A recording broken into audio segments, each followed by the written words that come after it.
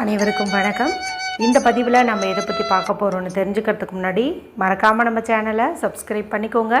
பக்கத்தில் இருக்கிற பெல் பட்டனையும் கிளிக் பண்ணிவிட்டு ஆளுங்கிற ஆப்ஷன் கொடுத்துட்டிங்கன்னா நான் போடுற வீடியோக்கள் எல்லாமே மிஸ் ஆகாமல் நோட்டிஃபிகேஷனில் வந்துடும். இந்த பதிவு மிக மிக முக்கியமான பதிவு, அனைவரும் தெரிந்து கொள்ள வேண்டிய ஒரு பதிவு. குறிப்பாக உங்களுடைய வீட்டில் தீராத கஷ்டங்களால் நீங்கள் அவதிப்பட்டுருக்கிறீங்க, கடன் தொல்லையால் அவதிப்பட்டுருக்கிறீங்க அப்படிங்கும்போது இந்த ஒரு நாள் மற்றும் நேரத்தை நீங்கள் கெட்டியாக பிடிச்சிக்கிட்டிங்கன்னா அத்தனை விதமான துன்பங்களும் தலைதெறிக்க ஓடும் அப்படின்னே சொல்லலாம். யாருமே இந்த ஒரு பரிகாரத்தை மிஸ் பண்ணிடாதீங்க. இதில் சுத்தமாக இருக்கிற பெண்கள், பீரியட்ஸ் டைமில் இருக்கிற பெண்கள் எல்லாருமே செய்கிற மாதிரி தான் நான் சொல்ல போகிறேன். ஸோ எப்படி பார்த்தாலும் நீங்கள் இதை சுலபமாக செஞ்சு முடிச்சிடலாம். இது மாதிரியெல்லாம் ஒரு நாள் நமக்கு அமையிறது ரொம்ப ரொம்ப கஷ்டம். இன்றைக்கி அமைஞ்சிருக்குது. ஸோ யாருமே மிஸ் பண்ணிடாதீங்க. சரி, அது என்ன அப்படின்னு தெரிஞ்சுக்கிறதுக்கு முன்னாடி நாளைய நாளில் நமக்கு பங்குனி உத்திரம் வர இருக்குது. பங்குனி உத்திரம் முருகப்பெருமான் வழிபாட்டுக்கு உரிய ஒரு நாள்னு உங்களுக்கே தெரியும். ஏற்கனவே இந்த சிறப்பான நாளை முன்னிட்டு வேர் பரிகாரம் ஒன்று போட்டிருக்கிறேன். அந்த வேரை நீங்கள் முன்கூட்டியே ரெடி பண்ணி வச்சுக்கணுங்கிறதுக்காக தான் 2 நாளைக்கு முன்னாடியே போட்டேன். அந்த பரிகாரம் செய்யும்போது கடைசி காலம் வரைக்கும் உங்களுக்கு பண கஷ்டம் அப்படிங்கிறதே இருக்காதுங்க. இப்போவும் ஒன்றும் கெட்டு போல் அந்த வீடியோவை பார்த்து அதை ரெடி பண்ணி வச்சுட்டு நாளைய நாளில் நான் சொன்ன மாதிரி பண்ணுங்கள். அடுத்ததாக பார்த்திங்கன்னா, உங்கள் வீட்டில் திருமண வயது வந்த மகன் மற்றும் மகள் இருக்காங்க அப்படிங்கும்போது அவங்களுக்கு நல்ல இடத்துல வரணும் அமையணும் அப்படிங்கிறதுக்காகவும், வீட்டில் செல்வ செழிப்பு மேலோங்கணும் அப்படிங்கிறதுக்காகவும் பங்குனி உத்திரத்தை முன்னிட்டு ஒரு நாள் மட்டும் இருக்கக்கூடிய விரத முறை குறித்தும் வீடியோ நேற்று இரவு போட்டிருக்கிறேன். அதே போல் முருகப்பெருமானுக்குன்ட்டு தனியாக ஒரு குறிப்பிட்ட பொருட்கள் சொல்லியிருப்பேன். அதில் ஒரு பொருளாவது நீங்கள் வாங்கி வீட்டில் வச்சிங்கன்னா பணவரவு அமோகமாக இருக்கும்னு சொல்லியும் ஒரு பதிவு போட்டிருக்கிறேன். மேலே சொன்ன 3 வீடியோனுடைய லிங்க்குமே எண்டு ஸ்க்ரீனில் கொடுக்குறேன். பார்க்காதவங்க பார்த்து பயன்படுத்திக்கோங்க.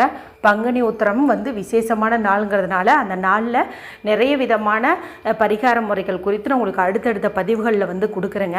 இந்த பதிவு பார்த்திங்கன்னா இன்றைய நாளில் செய்ய வேண்டியது. அதனால தான் உங்களுக்கு காலையில் இது கொடுக்குறேன். ஏன்னா அதுக்கப்புறம் பங்குனி உத்திர பதிவுகள் தான் நம்ம சேனலில் வரும். ஸோ இன்றைக்கான பதிவு இந்த ஒரு வீடியோ தான் வரும். சரிங்களா? அதனால் எல்லாருமே இதை பார்த்து பயன்படுத்திக்கோங்க.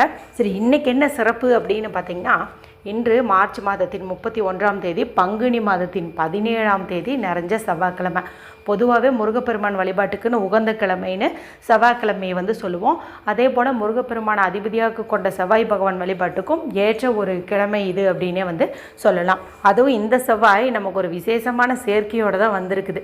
என்ன சேர்க்கை அப்படின்னு பார்த்திங்கன்னா, இன்று நமக்கு மதியம் 3:58 உத்திர நட்சத்திரம் தொடங்குது.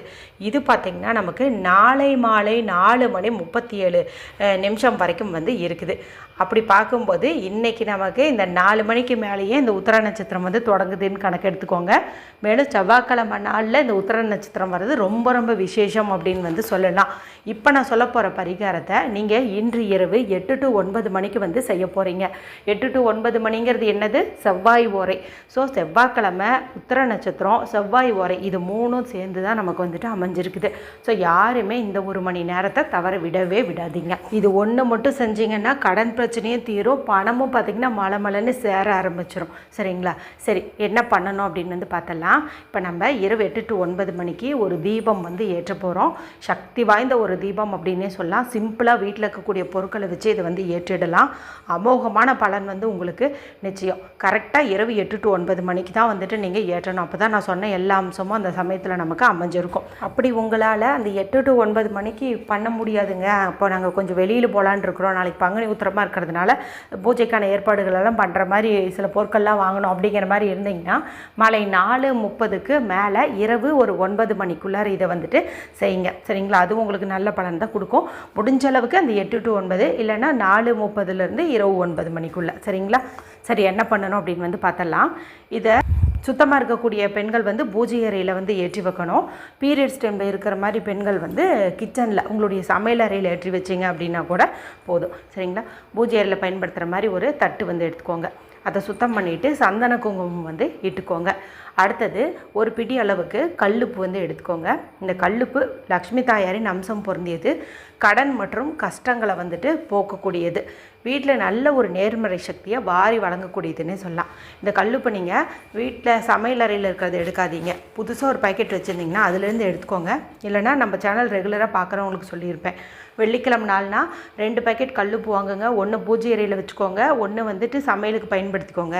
பூஜை அறையில் இருக்கிறத நான் சொல்லக்கூடிய உப்பு பரிகாரத்துக்கெல்லாம் எடுத்துக்கோங்கன்ட்டு அந்த மாதிரி வச்சுருந்தீங்கன்னா அதுலேருந்து ஒரு பிடி அளவுக்கு எடுத்துக்கோங்க.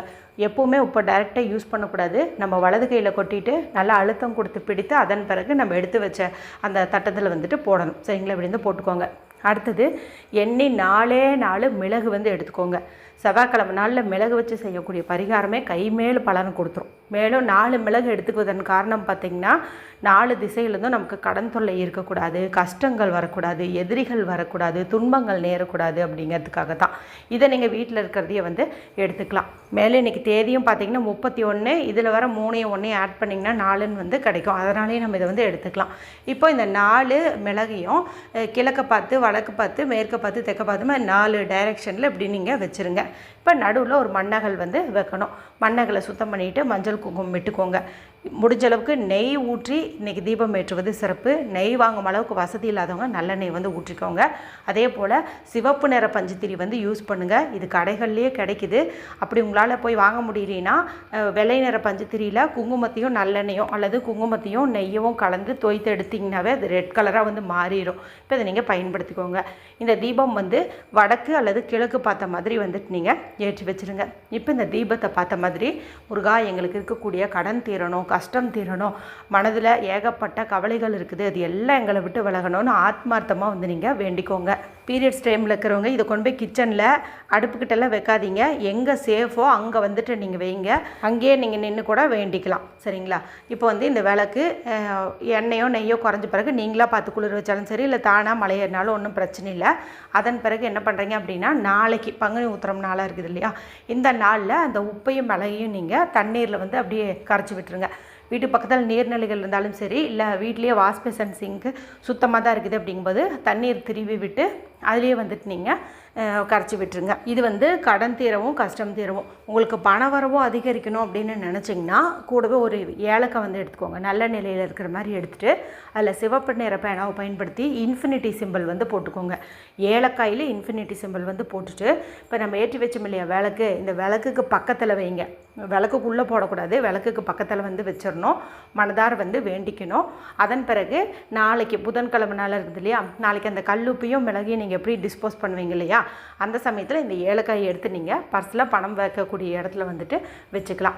இது மட்டும் பண்ணிங்க அப்படின்னாவே போதும், கடனும் தீரும், பணமும் சேரும். எதெல்லாம் பெரிய பெரிய கஷ்டம்னு நினச்சிங்களோ அது எல்லாமே வந்துட்டு உங்களை விட்டு விலகும். இன்றைய நாளுக்கு உண்டான பரிகாரம் இது ஒன்று மட்டும்தான் நம்ம சேனலில் வரும். இது தொடர்ந்து வர எல்லா பதிவுகளுமே நாளைய நாளுக்கு உண்டானதாக தான் வரும். ஸோ வந்து இது இன்றைக்கி செய்கிறதுக்கு வேறு ஆப்ஷன் கிடையாது. இந்த ஒரு தீபம் ஏற்றக்கூடிய முறை மட்டும்தான். செவ்வாய்க்கிழமையோடு வர உத்தர நட்சத்திரம் செவ்வாய் ஓரையில் பண்ணணும். முடிஞ்ச அளவுக்கு யாருமே வந்துட்டு மிஸ் பண்ணிடாதீங்க. வீடியோ பிடிச்சதான் மற்றவங்களோடையும் ஷேர் பண்ணுங்கள், லைக் பண்ணுங்கள். மற்றும் ஒரு பயனுள்ள பதிவில் உங்களை சந்திக்கிறேன். நன்றி, வணக்கம்.